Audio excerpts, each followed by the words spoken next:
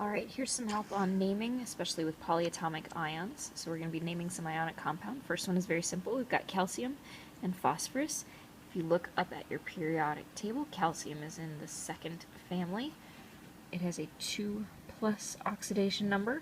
Phosphorus, way over here on this side, it has a 3- oxidation number. So the easiest way to make sure that these, when they come together, are going to balance out the positive and negative charges is to do the crisscross method. So I'm going to have Ca3P2.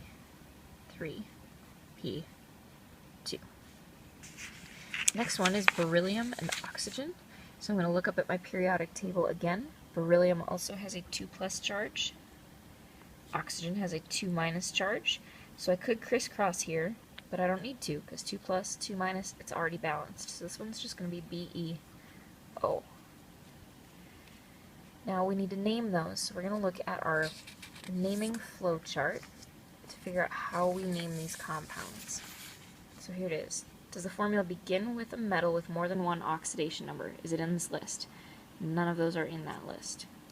Okay, it says no, so I go here. Does the formula contain a polyatomic ion? Anything in parentheses? Answer is no. Go here. Are both elements nonmetals? No. How do I know that? Well, sorry. They came from opposite sides of the periodic table. Metal, nonmetal. Metal, nonmetal. So, answer that one, no. Go down here. It says name the first element, then the second element with an IDE ending. These are very simple ionic compounds. So this one is going to be called calcium phosphide. Because it was phosphorus, but that would be just confusing if we called it phosphoruside. So we just shorten it to phosphide. Next one is beryllium and oxygen. So we just name beryllium. And then the flowchart said to name the second element, but add an IDE ending. So we're just going to call this one oxide. So top one, calcium phosphide. Second one, beryllium oxide.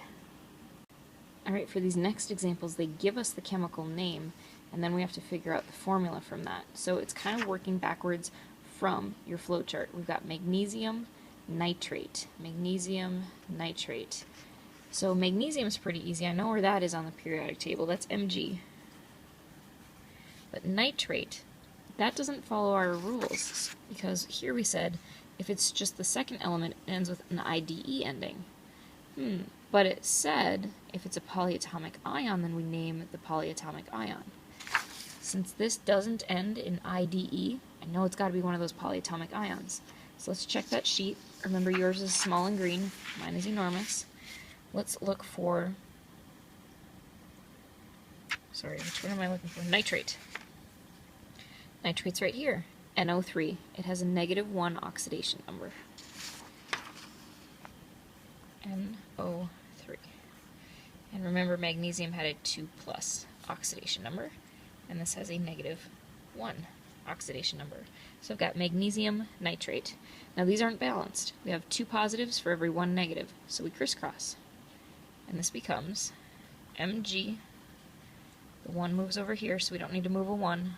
2 is going to move over here after the parenthesis. So it's going to be MgNO3, 2. That one is now completely balanced. Let's do the next one. Ammonium carbonate.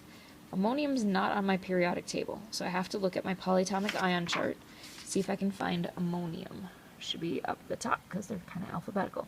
Ammonium is NH4. It has a +1 oxidation number. So I'm going to put it in parentheses. +1. And carbonate. Well, I know carbon's on my periodic table, but it doesn't end with "ide", so that's got to be a polyatomic ion as well. So let's look for carbonate. And I see it right here. It's CO3. It has a -2 oxidation number.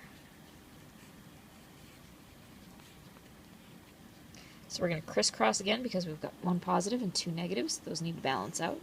So crisscross. So now I've got NH4, 2, CO3. That is balanced ammonium carbonate. Last one, silver 3 nitrate. anytime you see something with Roman numerals after it, that tells us that it's an element that has more than one oxidation number. So it could be 2, could be 3, could be 1. You can reference that by looking here at your flowchart. Does it have a metal with more than one oxidation number? Well, then it's going to have a Roman numeral. So this Roman numeral tells us that this version of silver has a +3 charge. And the nitrate we've talked about just up here, that's at NO3. We know it's a polyatomic ion. So silver 3 nitrate. That means Ag has a 3+ charge, and nitrate, which is NO3, still has its same old -1 charge. So we're going to crisscross because that's not balanced. We've got 3 positives and only 1 negative. So we're crisscrossing here. This becomes Ag1, but we don't have to write the 1, NO3, 3. Alright, let's balance some equations. So I've got this equation right up here, iron sulfide, hydrochloric acid, HCl, and it's going to form iron chloride and hydrogen sulfide. So let's do an inventory of what elements I've got before and after the reaction occurs.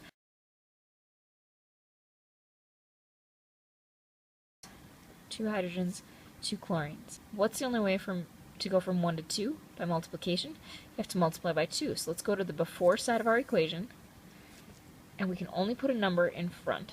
So let's multiply by 2. This is going to change our inventory. Now we have 2 hydrogens and 2 chlorines. Nothing else has changed. Everything else is still balanced. This equation is done. Alright, our next equation involves potassium iodide, Ki, and chlorine gas, Cl2, and it's going to form potassium chloride and iodine. So let's take our inventory. Before any reaction occurs, I have 1 potassium, 1 iodine, and 2 chlorines. After the reaction occurs, I have 1 potassium, 2 iodines, and 1 chlorine. I'm not balanced. Not everything is equal before and after the arrow. So iodine before has to be multiplied by 2, this number here.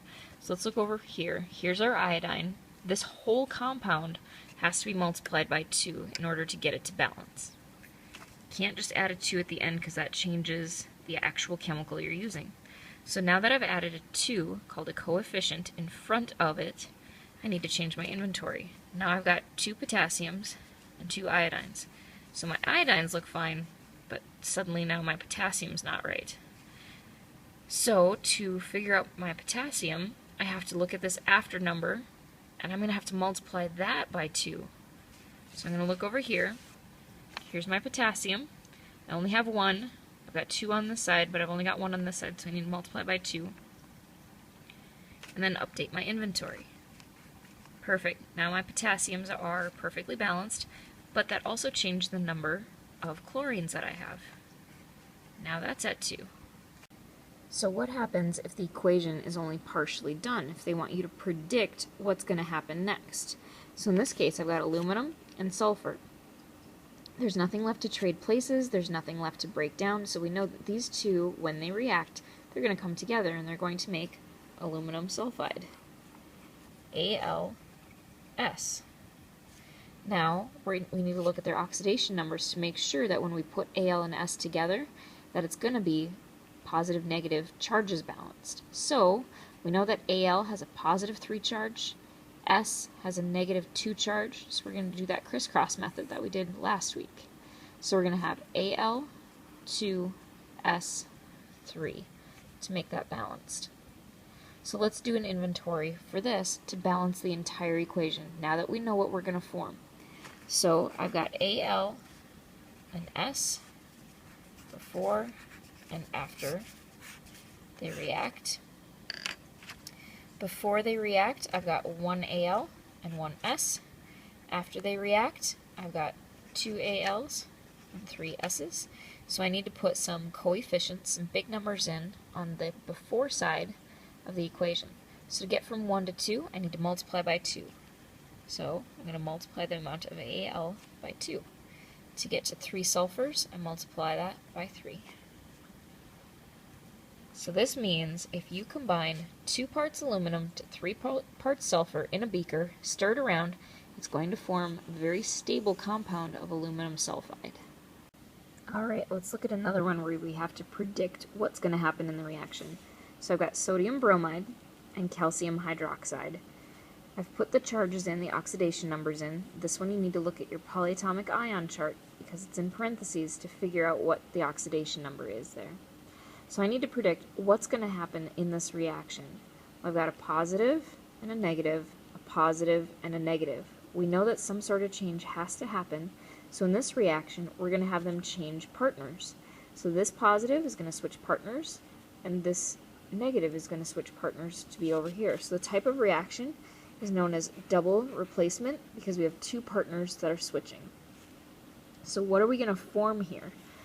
This sodium is now going to have to switch to be partners instead of with bromine. It's going to be partners with this OH over here.